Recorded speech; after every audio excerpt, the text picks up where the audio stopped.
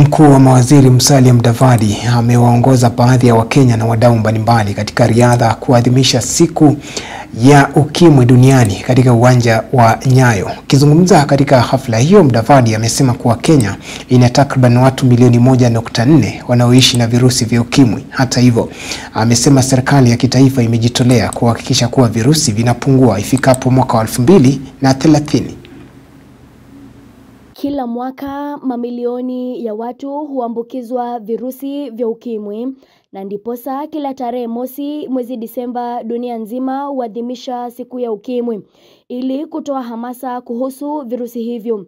Leo hii wadau mbalimbali nchini waliandaa riadha ya kuadhimisha siku hiyo katika uwanja wa Nyayo, hafla ambayo iliongozwa na mkuu wa mawaziri Musalia Mudavadi. Akizungumza kwenye hafla hii, Mudavadi alidokeza kuwa taifa la Kenya limethibitisha kujitolea kwake kuhakikisha kuwa virusi hivi vinapunguzwa na hata kukomeshwa kabisa ifikapo mwaka 2030, haswa miongoni mwa vijana. This year's theme, One Race, One Goal, End AIDS in Adolescents and Young People, is both timely and compelling. It serves as a call to action for Kenya to confront the persistent high rates of new infections within this demographic, even as we reaffirm our national and global commitment in ending AIDS as a public health threat by 2030. Zaidi ya watu milioni 33 kote duniani wanaishi na virusi vya ukimwi.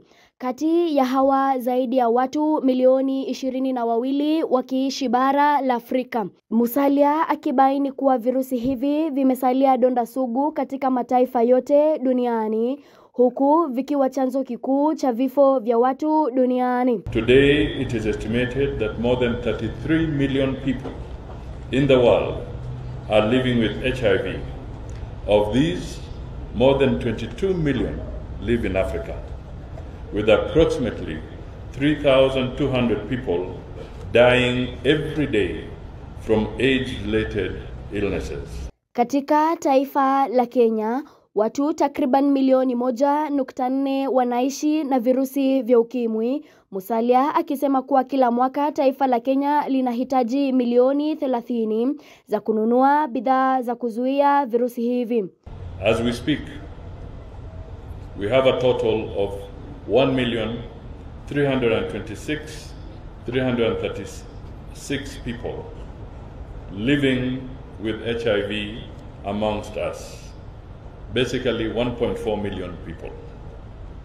Every year, Kenya requires 30 billion Kenya shillings to procure commodities for the prevention and management of HIV.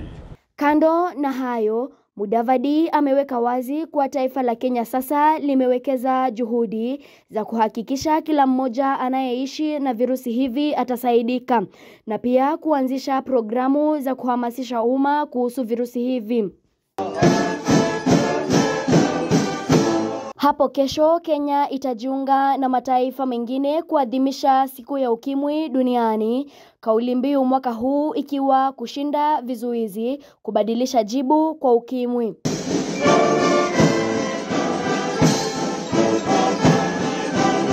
Eric Yalo, Undugu TV.